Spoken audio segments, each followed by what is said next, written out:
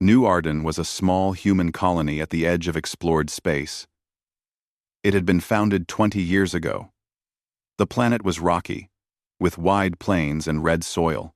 The air was thin, but humans had built domed cities and farms. Life was simple, quiet, and safe, at least until the day it all ended. Ethan stood on the observation platform, looking at the horizon. He had once been a Marine, trained for war, but he had left the service to live a peaceful life on New Arden. Now, at 42, he worked as the colony's security chief. He liked the quiet life, but lately, he had felt something wrong. The long-range sensors had been acting strange. Signals from nearby systems were delayed or missing. "Ethan," called Claire. "From the medical center's comlink. We've had another power fluctuation. Some of the life support modules in Sector 4 went down for a few minutes." Ethan frowned. "Keep everyone calm. Check all backup systems. I'll see what's causing this." Claire was the colony medic. She was in her 30s, kind, and calm under pressure. She had been on New Arden since the beginning. She had seen enough injuries from accidents, but nothing like what was coming. In the streets, children played.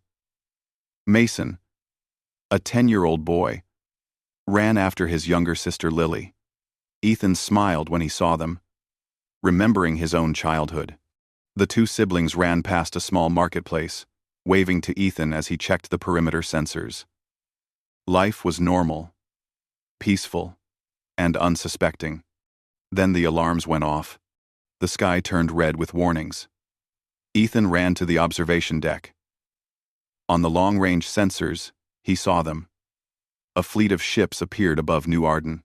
They were huge, dark, and unlike anything humans had ever seen. Their hulls were jagged, with sharp spikes and strange shapes. The fleet moved in formation, closing in fast. "They are not responding to hails," said a young officer at Ethan's side. "No messages received. They're ignoring us." Ethan's stomach tightened. "Get everyone to shelter. Alert the militia. Claire, warn the clinic. We may need to evacuate." The alien fleet opened fire without hesitation. The orbital platforms protecting New Arden exploded in brilliant flashes. Pieces of metal rained down on the surface. Smoke filled the air. Citizens screamed as the city's alarms blared. Ethan grabbed his rifle and ran toward the first defensive position. Around him, militia volunteers gathered. They were mostly farmers and engineers, untrained for war. Ethan tried to steady them. "Listen to me. Protect the civilians. Don't fight unless you have to. Move them to shelters." Claire ran to the clinic. She carried supplies and organized her team. Patients were hurried into emergency rooms. People cried, and Ethan could hear the distant sounds of buildings collapsing. Mason and Lily were running through the streets, frightened. Ethan spotted them near a collapsed market stall. "Lily!" he shouted. She ran into his arms. Mason was not with them. Ethan's heart sank. He grabbed Lily and ran toward the nearest shelter. The aliens moved quickly. They dropped pods onto the streets. From these pods, strange insect-like creatures emerged. They were fast, with armored shells and sharp claws. They attacked humans without hesitation. Ethan fired his rifle, taking down one of the creatures. But more kept coming. "Claire!" he shouted, seeing her trying to move patients on a stretcher. They ran together into the shelter. The doors closed, just as another pod hit the ground outside. Explosions shook the walls. Inside, families huddled together. Fear and confusion filled the air. Ethan looked at the people. He had to do something. He could not let them die without a fight. "Volunteers, come with me," he called. A small group of militia members joined him. They moved through the streets, using debris for cover. They fought the alien attackers, trying to buy time for civilians to escape. Claire treated the injured as best she could. She moved quickly from person to person. "Stay calm," she said. "We can get through this." But even she knew the colony was in serious danger. The aliens were efficient and brutal. They cut through human defenses like a blade through cloth. The militia tried ambushes and traps, but the creatures were stronger and faster than expected. Ethan felt a sinking feeling. This was not a normal attack. They were here to kill, not to capture. He thought of Mason. He had no time to look for him. The aliens were everywhere. The streets were burning. Buildings collapsed under fire. Ethan and his group fought through the chaos, pushing forward to the colony's main command center. Laura, the governor, was waiting there. She was tense but composed. "Ethan," she said, "we may not have time to save the city. We need to send a message to human space. Someone has to know what happened here." Ethan nodded. "I'll cover you. Get the transmission ready." Laura and her team worked quickly. They compressed emergency data, images, and sensor readings into a signal and prepared to send it to human command. Every second counted. Outside, explosions shook the walls. The alien creatures were advancing on the command center. Ethan turned to his militia. "Hold them here as long as possible. Every second counts." The battle was desperate. Humans fired rifles, makeshift explosives, and even flamethrowers. They slowed the creatures, but the aliens were relentless. Ethan fought with skill and determination. He remembered his military training. He aimed, shot, and moved, keeping the creatures at bay. Claire joined him briefly, firing a small energy pistol. She was brave, but she could only help a little. "Ethan, the civilians are ready to evacuate," she shouted. "Go, get them out," Ethan ordered. He pushed back against the advancing aliens. He saw a young man fall. Another militia member screamed. The hallway was crowded with fire, smoke, and chaos. Laura sent the transmission. The message would take hours to reach human space, but it was their only hope.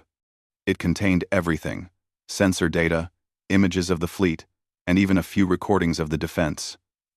Most of all, it carried a warning.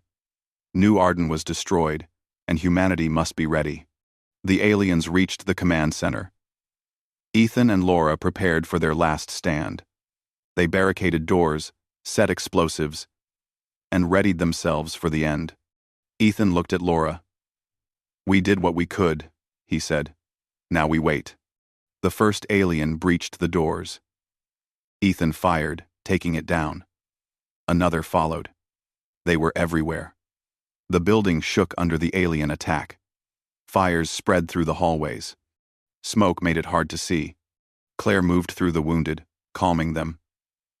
"Stay with me. We are not done yet." Ethan fired, reloaded, and fired again. He saw the aliens advancing closer to the room where the transmission equipment was.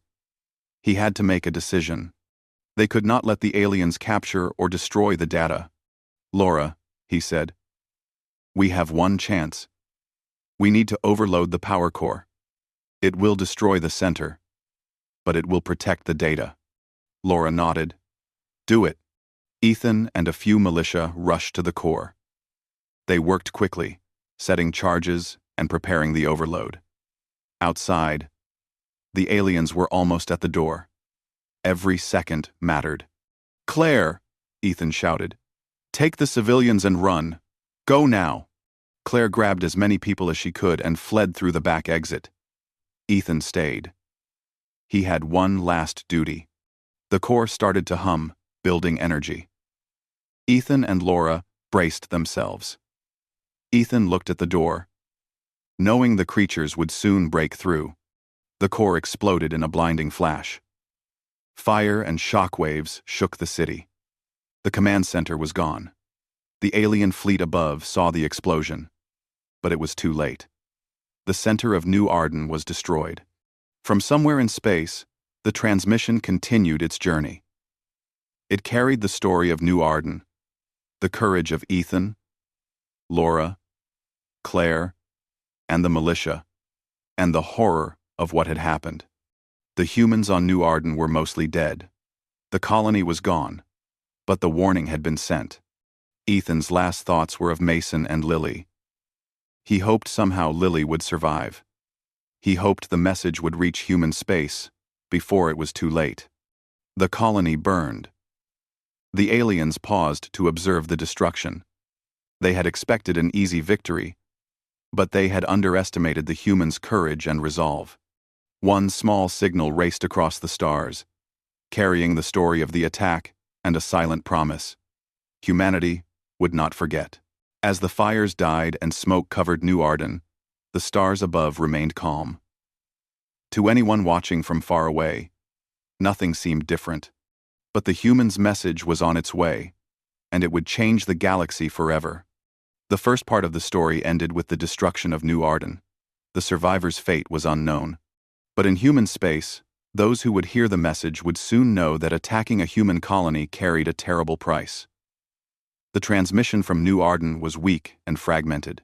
Static filled most of it, and some parts of the images were blurred. But what humans saw was enough. The command center on New Arden was gone. Fires burned across the colony. Alien ships hovered above the planet, strange and jagged. And in the background, distorted voices of humans could be heard. On the world of Aurora, the main human Navy headquarters was bustling with routine operations. Ships were being repaired, crews trained, and reports filed. Rear Admiral Jason Cole was in the middle of a briefing, going over supply routes for the outer colonies. He was a tall man, calm and decisive. But the alarm sounded, and the room fell silent. "Admiral," a communications officer said, "you need to see this. It just came in from New Arden." Cole nodded and followed the officer to the viewing station. The screens lit up with the flickering images of fire, smoke, and chaos. He could see human settlers running through burning streets, alien creatures attacking without mercy, and militia members fighting desperately. "What is this?" Cole asked, his voice low. "It's a transmission from New Arden," said the officer. "It reached us just before the colony was lost." Cole watched in silence. The images were horrifying. A medic moved among the wounded, trying to help them, but there were too many. Civilians ran into shelters, some carrying children, some helping the elderly. But alien creatures advanced everywhere, breaking through doors and walls with ease. The Admiral's heart tightened when he saw a young boy and girl running through the streets. He recognized their fear. Every parent in the room felt it too. He turned to the communications officer. "Can we identify the attackers?" A young intelligence officer named Megan stepped forward. She was sharp, precise, and calm under pressure. "Sir, the ships are unlike anything in our database. They are large, jagged, and heavily armed. The weapons fire destroyed our orbital platforms in minutes. And the creatures, well, they are strong, fast, and organized. This is not a random raid. This is a coordinated attack, likely aimed at extermination." Cole took a deep breath. "Show me everything we have on the fleet and the creatures." Megan pulled up data from the transmission and cross-referenced it with the archives. She highlighted the ship's silhouettes, their firing patterns, and the alien tactics. "They have advanced shields and armor," she said. "They coordinate like a single organism. Every attack is precise. The odds were never in the colony's favor. This is war," Cole said quietly. "Even if it was only one colony, it is an act of war. Efri." End quote. Efri. End quote. The room fell silent. Officers and analysts exchanged uneasy looks. News of the attack would soon reach every human colony. Fear, anger, and grief would spread quickly. "Sir," Megan said, "I believe this is not an isolated attack. The aliens might be part of a larger force, a hidden empire. They see emerging species as expendable." Cole's jaw tightened. He had trained for many situations, but nothing like this. Humanity had never faced an enemy that killed indiscriminately and without warning. He knew they had to respond, but how? "Call a council meeting," he ordered. "We need to inform the government and the military command. This is bigger than any single fleet or planet." Within hours, a council meeting was convened. Representatives from human space, military leaders, and political advisors gathered in a large hall on Aurora. Screens showed the New Arden transmission. The room was quiet as the images played. Some council members gasped. Others turned away, unable to watch. A politician named Harold spoke first. "Admiral Cole, we need to be cautious. We do not know the motives of these attackers. We should consider sending a probe or attempting communication before we commit our fleets." Cole shook his head. "Caution is a luxury we cannot afford. The attackers destroyed a human colony. They killed thousands. They do not negotiate. Any hesitation could mean more colonies lost." Megan stepped forward. "Sir, intelligence indicates these aliens have wiped out other species in secret. They do not take prisoners. Their goal is extermination. We have no evidence they understand diplomacy." Another council member spoke, nervously. "We should not rush into war. Humanity is strong, but this empire might be stronger. We need allies, and we need to understand what we are facing." Cole looked around the room. "We do not have time to gather allies. Every day we wait, another human world could fall. This is not about revenge. This is about survival. If we do nothing, more colonies will be destroyed. We must act now, and we must act decisively." The debate continued for hours, but the images of New Arden could not be ignored. Families of colonists who had survived in scattered escape pods or orbital stations demanded justice. Across human space, news of the attack spread like fire. Humanity's anger grew. People could not forgive the destruction of one of their own. Finally, the council turned to Cole. "Admiral," said a senior official, "you have been given command of Task Force Valiant. You are authorized to respond to this attack. You may escalate as necessary to protect human colonies." Cole nodded. He knew what this meant. He would gather the strongest fleet available. He would hunt the attackers. He would make sure humanity's enemies learned a terrible lesson. The fleet began preparations immediately. Heavy cruisers were readied. Carriers loaded fighters. Destroyers received extra weapons. Engineers installed experimental energy weapons and reinforced shields. Intelligence teams analyzed every scrap of data from New Arden. Every crew member understood the mission: find the attackers and stop them, no matter the cost. Captain Ryan was assigned to the flagship. He was disciplined, precise, and respected by his crew. Captain Elena commanded a cruiser with an unorthodox approach. Her methods were bold, sometimes risky, but often effective. On board the flagship, Cole met with Megan and Dr. Jared, a xenologist. "Do we know what we are facing?" he asked. Jared shook his head. "Very little, sir. They are unlike any known species. Their technology is advanced. Their tactics are ruthless. But they have weaknesses. Humans adapt, improvise, and coordinate in ways they do not expect." Cole nodded. "Then, we will use those strengths. Every fleet, every crew member, every weapon at our disposal will be ready. We cannot let them destroy another colony." Meanwhile, across human space, transmissions continued to arrive. Other colonies sent reports of strange signals, unexplained ship sightings, and missing contacts. Megan worked day and night to cross-reference these reports. Patterns emerged. The aliens had a list of target regions. Humanity had been lucky before, but New Arden had been chosen. Cole's task force prepared to leave Aurora. As he walked along the flagship's deck, he watched the crew ready weapons, check systems, and make final preparations. He spoke with the Marines, led by Major Alex, who would board enemy ships if necessary. They were tense, but determined. Every man and woman aboard the fleet knew what had happened at New Arden. They would not fail. In private, Cole spoke to Captain Elena. "We are about to face a dangerous enemy. But remember, they underestimate humans. They think we are weak, slow, and afraid.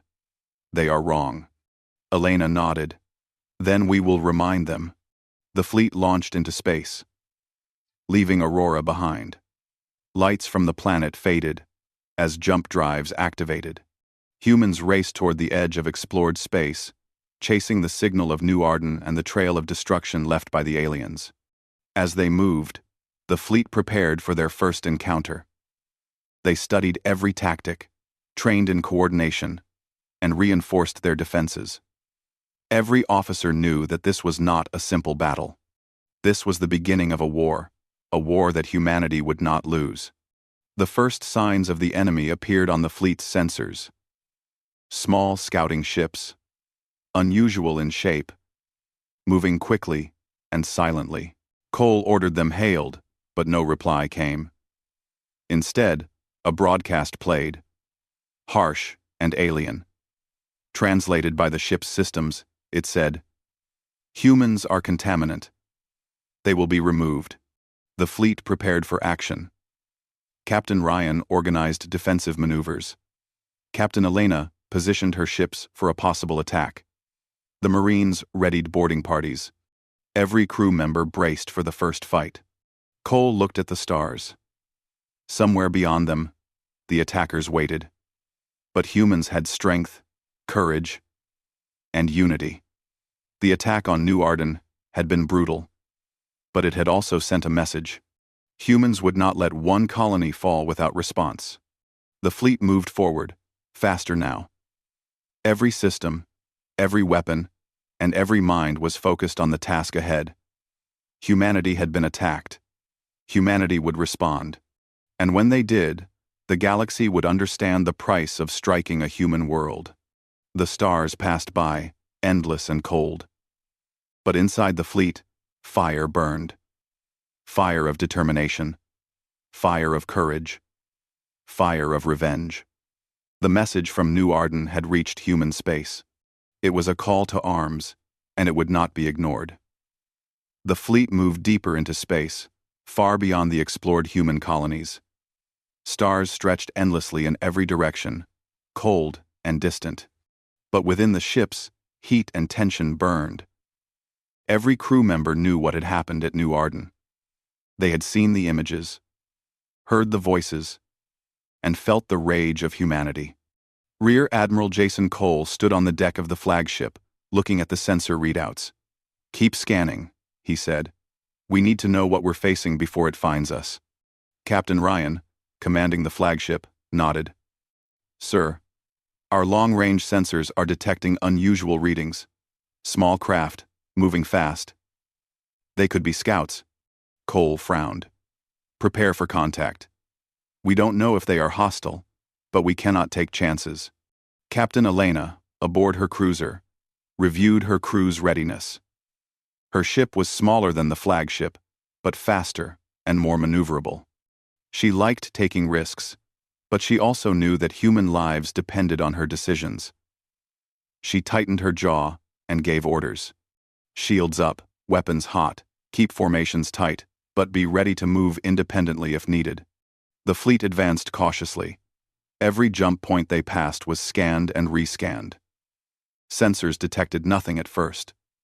Then small blips began to appear. Scout ships, unlike anything humans had catalogued, moved swiftly between the stars. Their hulls were jagged, dark, and covered in unknown alloys. Megan, the intelligence officer, worked tirelessly. "Sir, these ships match the ones in the New Arden transmission. They move fast. Avoid direct confrontation and gather data on our fleet. They may be testing us." Cole nodded. "Then we give them a test they won't forget." The first engagement came suddenly. Scout ships fired on the lead frigates. The human ships dodged and returned fire.